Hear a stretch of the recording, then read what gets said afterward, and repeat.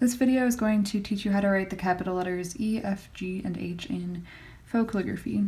So we're going to start by marking our baseline and our header line. So once again, this is where our lowercase letters would fit. And then our first ascender. So in this case, I'm going to be making all my capital letters as if they were twice as tall as the lowercase. Now for my first letter, which is E, I'm going to start with a downstroke. And this is the main stem of my letter, so I'm going to turn it into an elongated rectangle. And then for the top and the bottom of my E, I'm going to start a little to the left of this stem and just make a wavy line going out to the right on the top and the bottom, and then add a little crossbar. Now the second version, I'm going to start the same way with my main stem. But here, instead of making it a rectangle, I'm just going to draw a parallel line next to it. And then I'll use my crossbar lines to close that gap. So I'm still making them wavy, like this. If you need to go back in and touch it up, that's okay. My crossbar, I'm actually going to start on the left and make it a little wavy and then have a little downstroke.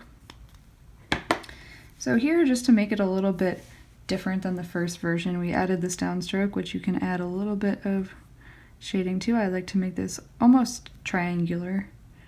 So starting with a horizontal line and then coming towards the bottom at a point. And you could leave it like this, or to make it even more interesting, you could add some shading to the top and the bottom here. And I like to do that by making a short angled line, so this isn't really horizontal, and then just coming back towards the line and making it kind of like a triangle shape. That just gives it a little bit of shading. The third E is going to be a little fancier, and it starts with this shape, which is kind of like, if I finished it off, it would be an oval, like this.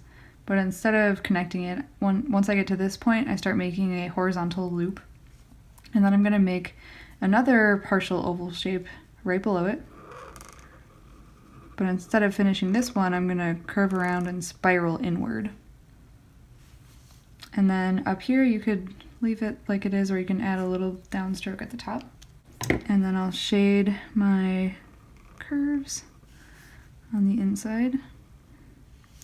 I'll add a little thickness to this little downstroke. And then right here, we came around and back in and down. So I'm just gonna add a little bit of shading in that part. The first two versions of F are going to look very similar to the E's. So both of them start with our main stem. So the F will basically be the exact same as the E, just without this wavy line at the bottom. So this one has a wavy line and a crossbar. And this one will have, it will also have a wavy line at the top. And the crossbar is going to be a little bit wavy as well and have that little downstroke. We'll add our triangle shape at top and a little bit. Okay, the fancy version of the F, which again is loosely based on the copperplate style, is going to start similar to some of the letters we saw in A, B, and C, where we have this long curved line that starts towards the top and then becomes slanted and then curves at the bottom. I'll add my thickness to that line by starting at about the same point and then swelling outward and then back in. And then I always like to end with a little teardrop shape. Now we're going to make, this is going to be like an oval shape that is going to extend across and become a wavy line. So kind of like how we have this line up here, except we're going to start with an oval, and now we're going to make the wavy line. So without that oval piece, it's just the same as the wavy line. And then our crossbar for the F is also going to be pretty similar to this one, where we just start on the left, make a wavy line and a downstroke. Add a little bit of shading here because we came down and then right there. G is really simple, and the first two versions are going to be exactly the same as the versions of the C that we did in the last video, except with a little crossbar. So the first one was just a basic C shape, and then we're just going to come inward with a horizontal line and add our curved shade right here. And the second one, we'll start the same way with the C shape, except we're going to make this one wavy just to change it up a little bit, and then add the curved line, and then we'll also add a little bit up here. Now the last version is going to start with that same C shape, except we're going to keep it in the top half, a little bit more than half of the letter. And then we're going to make, similar to this shape we made for the F, where it's like a long curved line, starting here and then down.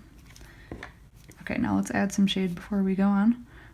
So here we had our C shape with some shade, and then here we had that type of line with a teardrop shape. Now at this point, if you remember the third C that we made, it's the same thing where we're going to make this oval shape. So you can start here and come around and connect it back at the top, or start here and come down and then finish it around. I'm going to start here, lift so that I don't draw through that gap, and then come around and join it at the top. And that is our fancy G. So I did make this going downward, so I'm going to add a little bit of a shade right there. First two versions of the H are going to be really simple. We'll just start with some parallel lines, and then for each of these we'll add another parallel line and cross through with either a wavy line or a straight line. This one's going to be the same, except we're going to add one little thing at the end. So again, I have my two parallel lines, crossing it with a wavy line, and then over here I'm just going to add an entrance stroke. So this is kind of like what we did on the letter B, the capital B, where you just have a curved line. It's not really an entrance stroke, it's actually more of just a little decoration on the side. Okay, now the next version is going to be a little bit more difficult.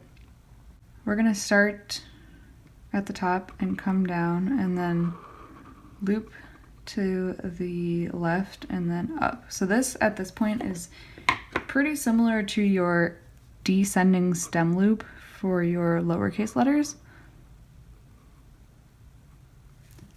So for your lowercase letters, if you were making a descending stem loop, you would start at the header line and then go below the baseline. Here we're just basically shifting it up, starting at the ascender and then coming down and reaching the baseline. And then over here, we're actually going to have an ascending stem loop, and this will be what joins them. So it'll make more sense when I finish this, but now I'm going to leave a little bit of a gap and then make an ascending stem loop like this. And then I'm actually going to finish it with kind of like an entrance stroke shape. So in our ascending stem loop, remember we left this gap here so we could come back in and fill in this shade. Hopefully now it's looking more like an H. Now to add some balance, on this side of the letter, I'm going to make a shape similar to this one to balance it out. So if you were making this and not worrying about filling in the gaps, it would basically be coming down, around, through, and then up, down, and back up. So that's kind of a lot for one shape, but you can think of it as being a descending stem loop next to an ascending stem loop with this crossbar that connects the two loops. And that's how you make that version of the H. So just to recap, we had our E's and our F's, and the first two versions of each were pretty similar to each other. The G's were similar to our C's that we did earlier, and then we had some fancier versions for each of these letters.